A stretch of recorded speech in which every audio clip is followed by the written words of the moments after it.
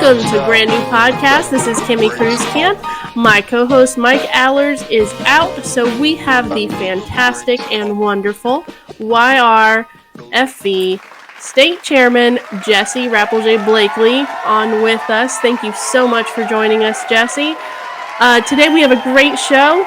We've got Delegate Glenn Davis on with us, so please welcome them to Brand New Podcast. Well, thank you so much, Glenn, for being on with us today. Thank you, Jesse, for being my wonderful co-host today. Want to get started. Glenn, tell us a little bit about your history and your story. Sure. So grew up in Hampton Roads, lived in Virginia Beach pretty much my whole life. Went to George Mason for a little time, majored in political science, went over to economics, got my start in politics actually as my first job in politics was right out of high school as a senior on Frank Wagner's race back in 1991 when it was his first race for a state delegate. We won that race, came back as an aide for him in 92, had a chance to be an aide for Bob McDonnell back in the mid-90s, and then run for council myself. And ran in 05, did not prevail that year, lost by about 1% of the vote, ran again in 08, spent 5 years on city council, now 8 years in the House of Delegates. Kind of that serial entrepreneur, love starting companies. I started my first one out of a one-bedroom apartment back when I was 26 in 99 and grew it nationwide, sold some of it off, and just been having fun in politics and business ever since. That's awesome. That's awesome. Who would you say kind of pushed you to run yourself? I don't know if anyone pushed me to run. I think everyone pushed me away from running. So, I have my biggest cheerleader and someone that gets half the votes that I get is my wife, Shelly, and y'all know Shelly. But this was not on Shelly's bucket list. So, when we first started about running, I announced for office my first time in 05 the month before our wedding. So we bought a house, we announced for public office, and we got married all in the same month. I think that's three of the four most stressful things you can ever do at one time. Obviously, did have the kid that month. So it really was me. I'd always wanted to be in public. Well, not always. I hated government. I was an introvert back in, all the way up to 7th grade. I had a teacher who I still remember the Lincoln Douglas debates on the stick figures, overhead projectors back in 7th grade, and just an amazing teacher, Miss Milaniano. And from then on, I wanted to be in politics. So I took debate the following year, debated through my time at Mason, became an extrovert a little bit, as much as an introvert can become one. And then always wanted to, have that chance. So I would say more than anything else, I had a lot of realists around me when I decided I wanted to venture into an area that, I didn't have the background in. My family's not from politics, that sort of thing. Well, that's awesome. Jesse, I know that you and your husband are also kind of together in politics too, so. Yep. Yeah, no, it's great. And Shelly is a fantastic campaigner as well. So I've enjoyed meeting her. The first time I actually met Shelly was tabling at a college Republicans convention.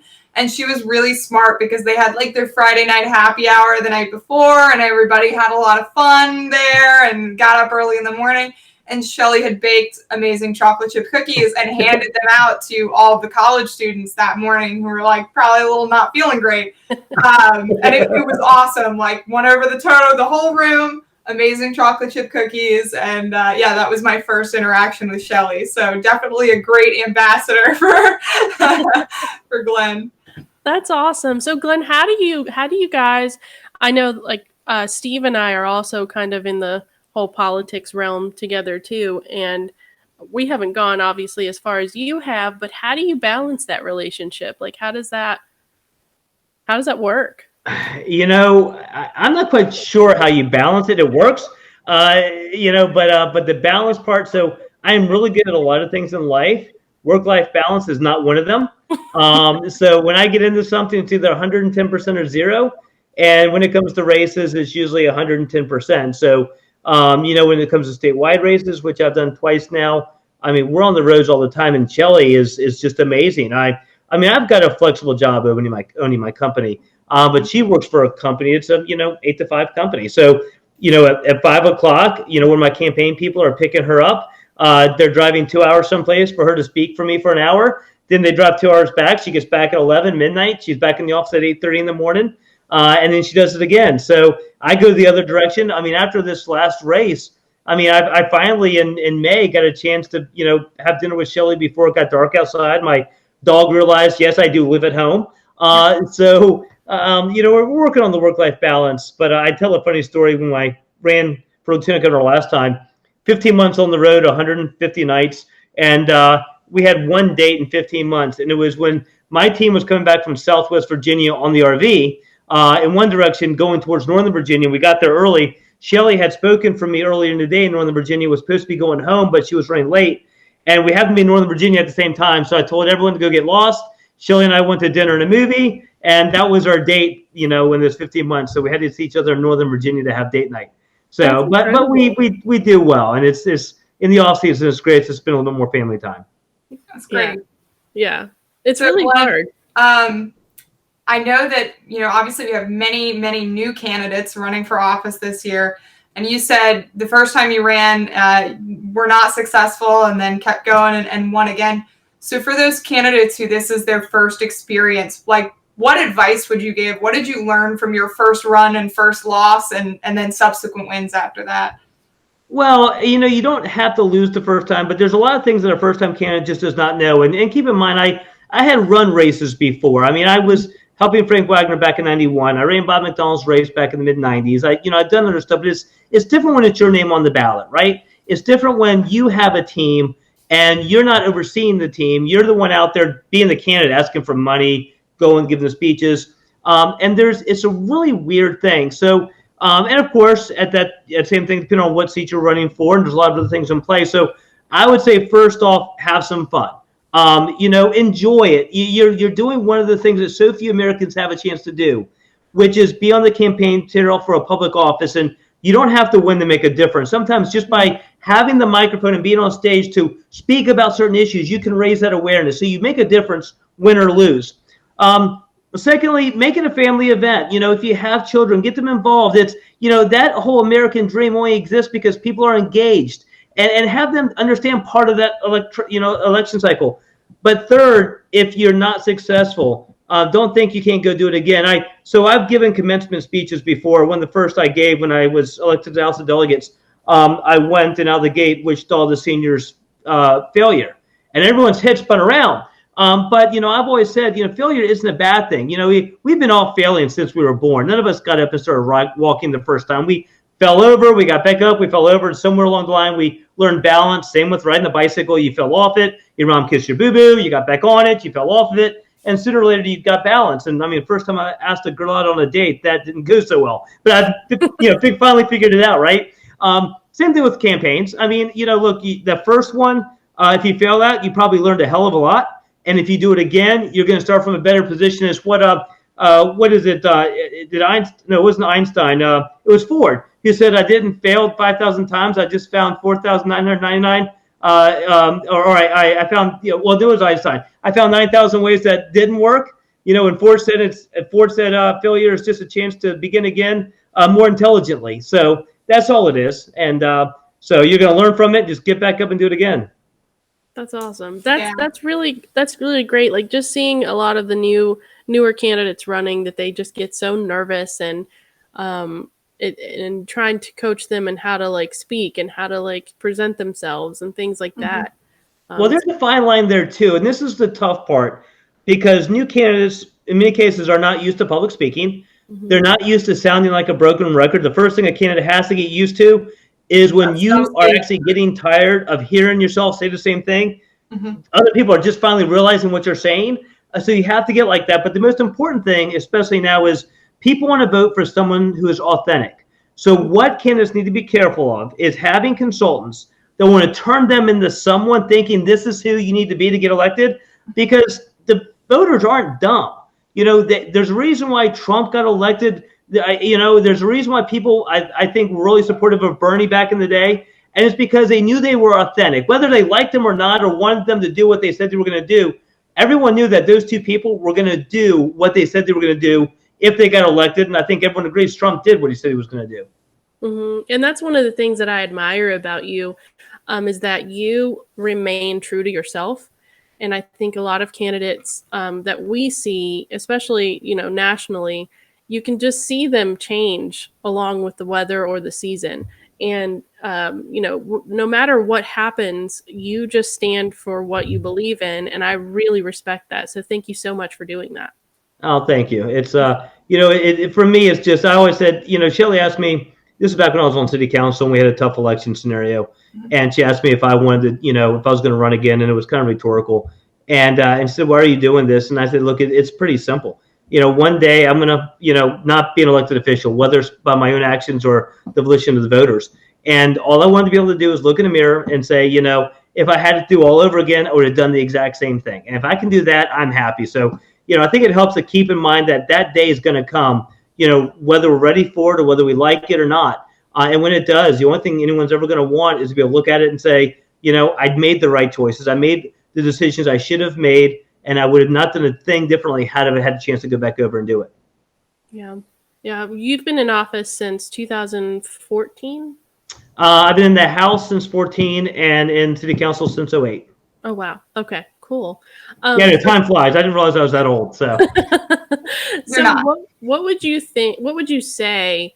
Campaigning and everything like that. What would you say is the best memory you have on the campaign trail? Oh my goodness, the best memory on the campaign trail.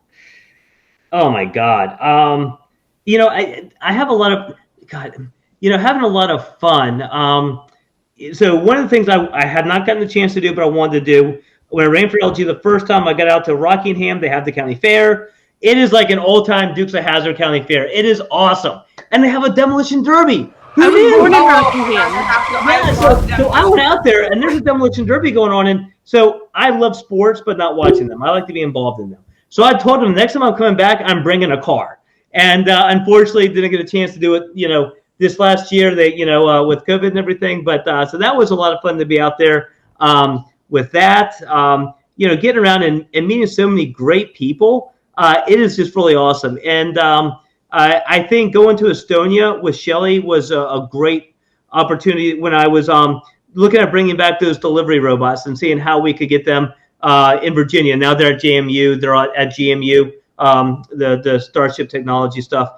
And when her and I went over to Estonia for about a week and met with the founder of that company, Ati, who also founded Skype, which was eventually sold off to Microsoft, that was really awesome. I mean, you were at bed and breakfasts that were, in the U.S., we think 1700s old. Over there, you're eating at a bed and breakfast from the 1500s. I mean, it was really, really cool. Yeah, so that was probably one of the coolest I was actually born in Rockingham County. And so I grew up going to Rockingham County fairs, and that was like the highlight of our summers. So, that was let us know next time you're going, because we got to have a YR trip out there to support Glenn and go to the county fair. Yes, it is actually so much fun. I mean, there's always like country music stars that go out there. It's like this small. It's a small place in the middle of nowhere, but yet it's like this big field that just like overtakes Harrisonburg. It's crazy. Oh yeah, it was crazy. I mean, the petting zoo, the like you said, the country concerts, the demolition derby. It had everything. It was like going back in time. It was awesome. Awesome. So you mentioned your trip to Estonia, and I think I've heard you kind of talk about what that was and how you guys got involved in that. But for some of the listeners who may not have heard, you've done a lot of behind-the-scenes work specifically on economic development in Virginia. Could you talk a little bit more about kind of the different things that you've done along the years that you've been in the House of Delegates? Sure. I'm honored to be able to sit there and hit the red or green button, but hitting the red or green button doesn't make the biggest difference, and it's not near the fun of going out there and trying to find opportunity and bring it. So going to Estonia is one of those things. I carried the bill that allowed us to map sidewalks, and so when I had the chance to when I asked them how do we come to Virginia, they said that decision's made over there. So one cold November night in New York, I asked Shelley if she wanted to take a vacation, and she said, "Sure. Where do you want to go?" Thinking someplace warm, and I said, "How about Estonia?" She said, "You mean next to Russia?" And I said, "Yeah." And 2 weeks later, we were on an airplane. So, I've been to MIT. Wanted to look at new uses and innovative researches for coal. Coal is carbon is an amazing molecule, And the way it was explained to me by the leading researchers on coal at MIT is every part of history is defined by what you build with. The Steel Age, the Bronze Age, now we're in the molecular age. And so when I talked to them about graphene research and powdered coal research, they said, Glenn, you have to come see it. And so I did. I jumped on a plane, went to MIT, and met with the leading researchers on coal for about 6 hours. After I explained to them, I got a DNAP chemistry, and they really brought it down to where I could understand it. We had a great time, and it's amazing when you talk about things like it's 7 layers of silicon to have the same sunlight absorption and energy transference as 1 layer of powdered coal. Where things can start heading. I mean, they have sheets of powdered coal that already have been shown to defrost windshields and defrost plane wings. And when I asked them, why don't we have this technology out there yet? They said, Glenn, we had the alkaline battery 10 years before it was ever out in the market. It takes that long for adoption and additional research. So then I flew back, went to West Virginia, and talked to them about, hey, look, we should have a research facility for energy out here and coal research and all, and what we can do with graphene. So, I hooked them up. Nothing really came of it. Before the 2020 session, I got a phone call from out in West Virginia. And it was a couple of gentlemen who heard me speak about graphene research and what I had done out in Estonia, talking to the largest manufacturer of products that use graphene, ultracapacitors, and what I'd done at MIT, and asked me to come out there and talk to them about that and about what they want to do for a graphene research lab. And that lab is out there today doing graphene research out in West Virginia. So that's the coolest thing. I also ran into a company back in 2014 that needed, it was some pretty unfair tax practices. They're a publicly traded company, international. It just so happens in 2018, they needed to expand. They were not allowed to expand in Virginia because the consultant said that's just, it's not good tax implication wise. I had them pick a locality if they were to expand in Virginia. And then, like I suspected, it was Danville. And so I, for the 4th year in a row, went after that bill, got it passed, made it more fair, and then went out to Danville and helped negotiate a deal to create 300 new jobs out there and have this company buy a 50,000 square foot building. Actually, what it came down to was I had it pretty well negotiated, but I had to get the CEO at the table in Danville. So I called a friend of mine from way back when, who was the CEO of the USS America, old Vietnam fighter pilot, flew some planes for some friends, and I said, look, I need you to help me get a plane. I got to fly a CEO of a company out to Danville for an economics development meeting. And so he worked with me, got it done, and then I called the CEO and said, look, I know you can't drive out there. I've got a plane. Will you give them the plane? Let's go out there. And, a year and a half later, we cut the ribbon on 50,000 square feet and 300 jobs. This is something I think a lot of voters or people even in the political sphere don't really realize. I think when we think about politicians and specifically legislators, we think about, you're in the General Assembly building, you're debating a bill, or you're on a committee or whatever. And I think there's really a lot that we don't consider about the behind the scenes, day-to-day things that our elected officials in various positions really can do. I know that we've got a YR who serves in a local government position out in Southwest who worked on getting satellite internet out there and worked on internet connectivity and stuff like that. And these are things that, it's not always something you debate as part of legislation. Sometimes there's a component of that. But I think it's great that we have so many public servants in the Republican Party like you and like others who are really going above and beyond the debate floor, beyond the partisan issues, whatever, to go find opportunities that we can bring back both to your district and other places in Virginia. Mm-hmm. Oh, thanks. I mean, it's the fun part. I love solving problems. I mean, look, but when things come to us in the bill in the General Assembly, it's pretty much either up and down. There's not much room to kind of adjust things in a 60-day or 45-day session, right? Where you really have the opportunity, if you want to make the difference, is in the off season. It's by finding solutions. And as an entrepreneur, I just love finding solutions. Being in the General Assembly, I get to play attorney and jump up and down and be objected to, and hopefully kind of bring some sanity to some areas. And but to really make a difference, you have to do the off season. Huh? I know you've had some great debates as well with some of your Democrat colleagues on policy. Oh yeah, those are fun. Well, speaking of which, you've got the debates going with the Democrats, but how do you balance like the extremes in our own party? Because I've noticed that you are you're the candidate that kind of, you know, you stay the fine line, you stay the course, you stay who you are. But like, how do you get? It's like this magic miracle that you can just stay like just headstrong. You don't. I didn't see you, you know, go negative. Like you just fought for what you believed in. How do you do that? Like, what? Tell us the secret. You don't know it's a secret. So maybe it's a little bit masochistic. I enjoy talking to people who don't agree with me more than I enjoy talking to people that do agree with me, right? I mean, maybe it's just I love having debates, and you know, look, if I talk to someone that doesn't agree with me, I can guarantee they're going to learn something. Chances are I'm going to learn something too. You know, and so if someone doesn't agree with me, I really am curious to find out why. I mean, it's just that. So I want to engage in those conversations, and I find that I respect a lot of people I don't agree with. You know, there are people that I talk to when they say I believe X. They understand the facts. We may interpret a final outcome differently or what have you, but they don't tell me I believe in this because so and so said you should, right? Or because my party says this, or I have to do it to get elected, right? If we can have an intellectual conversation and arrive at two different locations, I have tremendous respect for the person. Mm-hmm. And I hope that's kind of the situation where, you know, I've had people that have given me a hard time about many positions I've taken. And some of them have gotten to be really good friends of mine now. I mean, I definitely subscribe to a Big Tent. You know, I think we've had some problems as a party with some of the, and we can use the word extreme or you know, fringe edges or whatever. But I think some of that's because we never really put everyone at a table and had a conversation. But when you do, you better be able to talk about it. I'll never forget, I had a really good friend before he moved who was a diehard libertarian.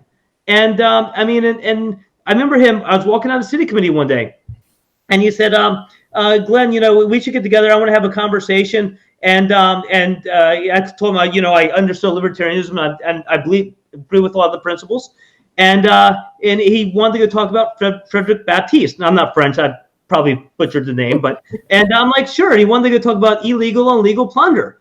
And he'd never expected me to call him one day and say, let's go to lunch. And that 45-minute lunch was a 2-hour lunch. And after we left, he's like, Glenn, you made a lot of sense. He's like, I guess you know, there are things that we definitely agree on, and I can understand the point.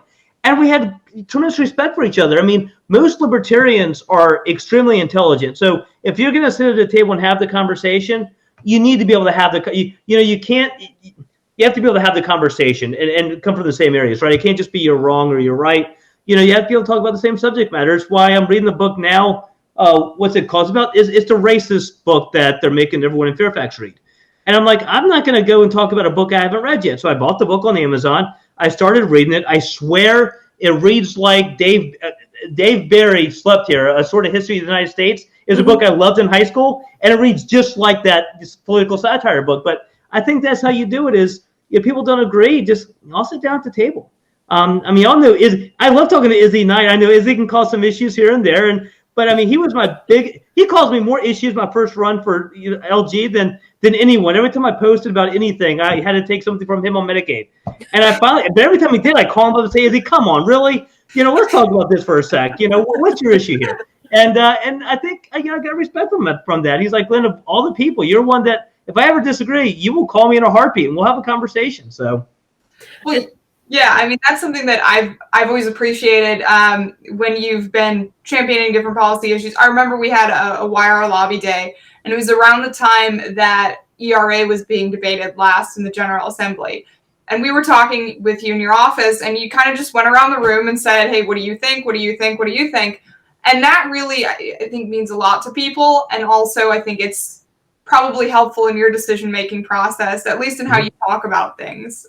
So I think that's really cool. And I know it's not something everybody does, and maybe not something everyone has time to do, but I appreciate that a lot. Yeah, I see that, like, there's just the divisiveness and the fractures and the splinters and everything in our party just keep happening, and they keep happening over and over these, like, and they're particular issues. They're single issues that the gay agenda and the LGBTQ and all of it, and even now the legalization of marijuana, where I don't see anybody actually just coming to the table and talking to one another. And I think it's because, they start hating each other so much. And I know hate is a strong word, but it's just, I don't know how Republicans can actually come together. And I think that you hit on something really strong, is that we just have to have those conversations. We do. I mean, look, I understand dollars and cents really well. I understand finance really well. I understand business really well. I don't have the wisdom of Solomon. So when you get to some of these issues, I know what I feel is right, but I don't necessarily have the right answer. And sometimes there may not really be a right answer. So why am I putting people around the table? And, I've always believed, if we agree 80% of the time, we're friends, right? We're allies. I mean, hell, my wife and I don't agree 100% of the time. Now, after 15 years of marriage, I've realized she's right 100% of the time. I just don't agree with her 100% of the time. But, and that's your secret. Yes. But that's the thing is, we have that whole purity test, pick an issue, right? Mm-hmm. It's that we can't be a party like that. That's how we lose. I mean, so y'all are a little young probably to remember the early 90s, but prior to 91, I mean, we were nowhere close to majority in the House of Delegates. In Virginia Beach, we had 2 Republicans in the whole city, right? Bob Tate, Bob Perkey, that was it. 91, we took a lot of seats. By the 99, we took the majority. Back in 91, everyone loved everyone. Holy my God. I mean, we had no power to fight over, right? I mean, we had no influence, no power. Anyone that wanted to be part of the Republican Party, God bless you, because we can't win anyway. And then we get the majority. And then there's these big arguments over, well, who gets to wield the power? Who should be in office? Are you 100% or 90%? If you're 90%, then you're not real. And all of a sudden, guess what? We lost the majority. And now here we are again. We're all friends. We're all hugging. We're singing Kumbaya again. We're going to win this year. Mm-hmm. Now the question is can we hold it back together again, or are we going to go cause division because one part doesn't believe another part is Republican enough, and they shouldn't be holding some of the power that they hold, or that sort of thing. Yeah. So yeah, and I see that's a big issue, and people don't. When I talk to them, they don't really see that it's a lot of intra-party stuff. It's not really on the face of our party. It's more in the background of the political parties and the units and the all of that nonsense. And it's so eye-opening to me. When I got involved with the party policies and party politics, it was such an eye-opener, because it was like, wow, I didn't think that it was just this like spider web of connections everywhere. Oh yes. So we'll see how we can get it. I know Jesse's working really hard with the YRs, and I know the YRs are bringing everybody together. So we've won 4 out of 4 special elections this year for SCC. So I'd say that's that's a great start. Yeah, amen to that. Like it's just, and that's what I tell people. It's funny because like when people are, oh well, I don't think we're gonna win, or we'll lose it, and blah blah blah, and it's like, just wait. The YRs are coming, and Glenn, you're always, and I do want to say thank you too, because I always see you supporting the YRs, and I think that that's really important to like put that out there. Is that you have been so supportive of all of these other groups that are really trying, but especially YRs, and that's really appreciated. So, well, look, now I appreciate what y'all do, and I know what it's like. I mean, I started out, a CR, a YR, eventually I, ran a race, and now, I hold elected office. But it's this grassroots is where it's at. I mean, it's those that are willing to send deployments and come to areas and walk and knock doors, and and now, granted, it's probably a lot more fun back when I was a YR. I instead of knocking doors and going home to be with family, I was knocking doors and going out and coming home at 2 a.m. But it's but I really appreciate everything, because that's really where the difference is truly made when it comes to the election cycles. That's awesome. That's awesome. I know that you are involved with lots of different community groups as well. And I recently saw that you were inducted into the Knights of Rizal. I don't know if I'm pronouncing that correctly, International. Yeah. So could you tell us a little bit more about that organization? I know you have a good relationship with some of the Filipino business community in Virginia Beach, but that's something a lot of people, especially up in my neck of the woods in Northern Virginia, don't quite know about the Virginia Beach area. Yeah, so I became associated with the community back in 2005. My first run for city council was when I first was introduced to the Filipino community. Very big Filipino community here, very active. I remember going to there. So when you go to a Filipino event, a couple things. So I equate it to be an Italian. So when you go there, it's lots of people, lots of food. It's loud. The only thing they do that Italians don't is they do a lot of line dancing. So you always have the best of times, and it's so hospitable and just wonderful. And so they were so welcoming. In '05, I was very involved, and then I had the chance when I was on city council in I think it was 2010 or 2012. We had it was 2012. We had the 50th anniversary of Virginia Beach, and we were trying to figure out how we get certain communities involved. And the Filipino community came to me, and they were working on a couple of different things, and there was some a little bit of different ideas. And they said, Glenn, will you come and facilitate our community discussion? And I'm like, oh God, please don't put me in the middle of this one. But it was wonderful, and I was just honored that they would ask me to come and help facilitate a community conversation. The hardest part of the whole conversation was because the community was so big, we had to have it at the convention center, and you don't have a Filipino event without food, and not catered. You cook it and you bring it. And so I had to call the convention center and say, look, I know you're not usually allowed to bring food for an event here, but you don't understand. And so they allowed us to bring food. But they've always been a tremendous supporter of mine.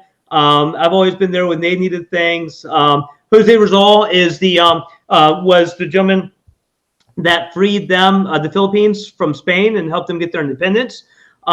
He is just an amazing man if you read the stories and what he's done and his legacy and his beliefs. And in many cases, it very much mirrors, if you read kind of a lot of stuff that he spoke about and wrote about freedoms and liberties, very much what we that we cherish here in the United States. And so I was about a year ago, some of the leaders in the community asked me to go to lunch. And they said, Glenn, we'd like to ask you to be an honorary member in the NYSER Rizal.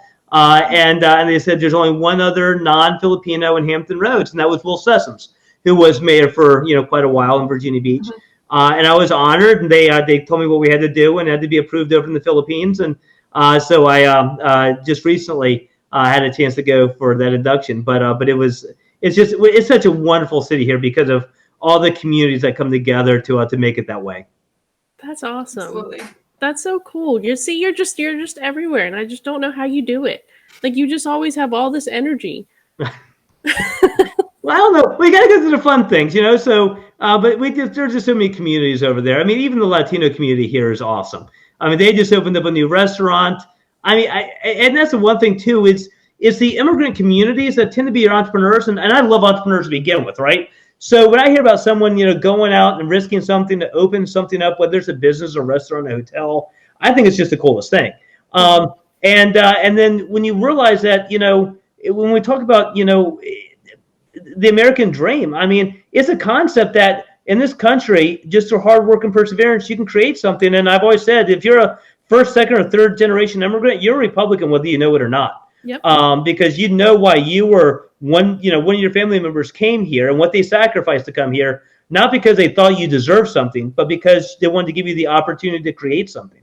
Yep. So. Yep. That's so true. I mean, my mom came from Mexico, and she's, entrepreneur is in her blood. Mm-hmm. And it's so crazy because people always think that automatically they assume because I'm Hispanic that I'm a Democrat, that my mom's a Democrat, the rest of my family no, and it's quite the opposite. Like, we are diehard Republicans, and it's insane. I mean, that's where we're kind of failing, I feel like, a little bit as a party, where we're not reaching out to those minorities. I mean, now we are, but we're not reaching out to them because we're automatically assuming that they don't fit our mold. Well, it's not comfortable to have the conversations, and honestly, and hopefully we don't do it this year, but we have a habit of, unintentionally insulting them. I mean, mm-hmm. I remember 19, I got to know the Hispanic community around here pretty well. And there's one lady I love to death, Adelena. She's phenomenal. So she's from El Salvador, came here as a child into New York, didn't speak any English up there. I didn't realize they put you in schools where Spanish is the language spoken. So she didn't learn English up there. Came here in high school to Virginia Beach, made some friends with some young ladies. They taught her English. Her guidance counselor told her that she was going to be a janitor her whole life. And today she owns 3 businesses. And so, Kimmy, I've got a Latino aunt. So Latino women, they're strong. The men don't run those families. It's the Latino women. You never want to upset a Latino woman, right? And so I mean, she was awesome, and I got to meet her, some of her friends, and they were supporters. And then an MS-13 hit piece came out that was put out by RPV into my area. And Kimmy came in, or Adelina came in. She said, "Glenn, why is it your party wants to invite us and have us be part of your community for 8 months out of the year, and this wants to call us criminals the other 4 months?" And I'm like, Kimmy, Adelina, I don't have a good answer for you on that. And but that's the case. And she's like, what don't you understand about El Salvador? Do you not even understand our president? He's just like your Donald Trump. He's young. He has more. He has his own money. He's rich. He doesn't need anyone else's money. And we're afraid he's going to get assassinated. And every year she goes back to El Salvador to bring stuff back to where she was from to help others. And so that's what we have a problem with in our party is, it is difficult to reach out. I mean, that first meeting you're going to have may be a little difficult, and it may not be comfortable, but that's how it all starts. And then you have to be able to have these conversations. And but I think we'll find that a lot more people of these immigrant communities are Republicans than we believe, or believe the same things we do, than we think. So, Yep. And that's funny because you don't tell a Latina woman something because she's going to do the opposite. I know a lot of people when I started recently again, they were telling me to be quiet and just stay silent, and I'm like, absolutely not. So no. And you get more to a Latino male being quiet than a Latino female. I mean, I've got a couple aunts in my family, and they're just amazing. I mean, you need something driven and getting done, they go and they make sure it happens. That's awesome. So, all right. Well, let's get to something fun. What is right now, and this is a question for both you and Jesse, what's your favorite song right now? God. What do you rock out to? Let me look through my Spotify. Hang on. Okay. So for me, so it's not new. So I've always loved "Remember the Name." Okay. And you that's something that it gets you going. Is there a song that you do you do anything like before you have to go public speak or anything like that? So when I go to debates, so I'll never forget my first time. Ran for lieutenant governor. I had my RV out there, right? And so I guess this group of CRs came out and they couldn't believe it. But I think at that point, I had Jay-Z and Eminem blaring out of the RV. Oh yeah. So if I'm getting wound up, it's usually Eminem. It's Fort Minor. It's Jay-Z. That's awesome. I mean, even some of the old great stuff. It really is. I don't know. I really love Billy Joel, and I know that's not new, but I just really. So I have this hypothesis that there is a Billy Joel song for every season of a person's life, and if you listen to enough of them, you'll find whatever Billy Joel song you're in at the time. So I really like Billy Joel, and I'm constantly. So is the YR phase of a person's life only the good die young? Yes. It depends on. I can't answer that. Yeah, so see, I always before cheerleading competitions or surf competitions, I always put on Seven Nation Army.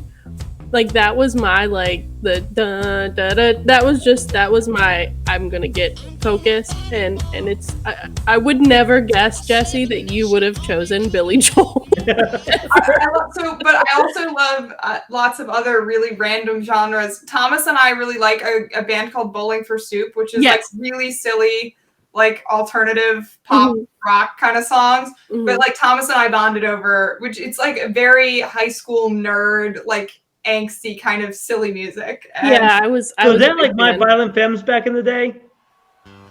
Say that again. Violent Femmes? Is that My Violent Femmes back in the day? Yes. I did. I actually got in trouble. So I had the lyrics of Violent Femmes written down on a piece of paper.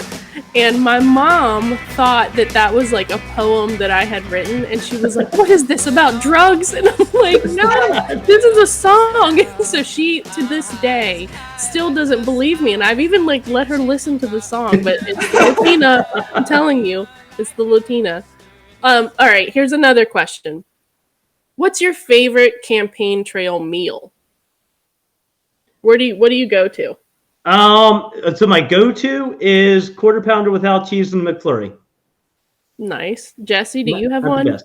I am a big fan of Taco Bell. I love Taco Bell. I love Baja Blast, and my husband Jack makes fun of me for my love for Baja Blast all the time. And the other night we stopped by Taco Bell, and he paid, and he was like, "Oh my God, you made me pay for Baja Blast! How dare you!" So I love Baja Blast, and specifically, I really like chalupas. Me too. Crunch wraps are also very good car food because they stay contained, so you can drive and eat and look at your phone. No, just kidding. I don't do that. Mine, drive and eat at the same so I really liked Whoppers, so Burger King Whoppers for me, but I ruined it because when I was pregnant, that's all I craved, and so now it's if I see a Burger King Whopper, it's just ugh. So. All right. Well, Glenn, do you cook at home? No. I haven't cooked in a long time. So the funny story about Shelly and I is, like any good bachelor, me eating a healthy diet when I was single, one night I ate a pound of chicken, next night I ate a pound of broccoli, next night I had a pound of corn. Over a week I had a balanced diet. And I could make one meal somewhat good. It's a chicken parm. Although I couldn't bread the chickens, right? So it was grilled chicken on spaghetti with cheese, and that was my go-to. The problem is I dated Shelly long enough where I had to cook a second meal. And at that point, the joke was up because I didn't have anything back up. So no, I can make breakfast. That's about it. But I married an Italian, so we're not hurting in the house. Nice. Jesse, and she is a wonderful cook and a wonderful baker. Oh, yes. Yeah, her cookies are awesome, I must say. Jesse, what's your go-to? I know that we have the YR Flavor Town, but yeah. So for those of you who aren't aware, during the very beginning of COVID, there was going to be a YR national meeting, and it got canceled because of COVID. But everyone was at home and they were bored and they weren't seeing each other. So I started a group with a couple friends called Young Republicans Go to Flavor Town. And it was a lot of people's home recipes and learning how to cook and Grubhub orders and stuff like that during the beginning of COVID. But it's really taken off, and the group has 450 members now. And so it's become very popular. I didn't really expect it to be anything. So Flavor Town is very fun, but Kimmy and I are both part of the Church of Instant Pots and Air Fryers. And so I'm just a huge fan of my Instant Pot. My air fryer. I have four now. That's how What, bad. Instant Pots? Yes. Oh my God. I have two. My Thanksgiving dinners, you'll see all of my Instant Pots going. So I made some really good turkey chili, white turkey chili the other night. That was awesome. Nice. Well, Glenn, thank you so much for joining us. I really appreciate your time. This has been great chatting with you. I'm so excited to see you on the campaign trail. I know that we'll be heading up to Virginia Beach to help you out. I know hopefully you'll come back to Greene County and do the pig roast again. Yep. But thank you, Jesse, too, for being an amazing co-host. This is great. Always love to hang out with you and Glenn. Well, thanks, guys. That's all the time we have for today. Thank you so much to Delegate Glenn Davis. Be sure to vote for him on November 2nd. He's running for the 84th District.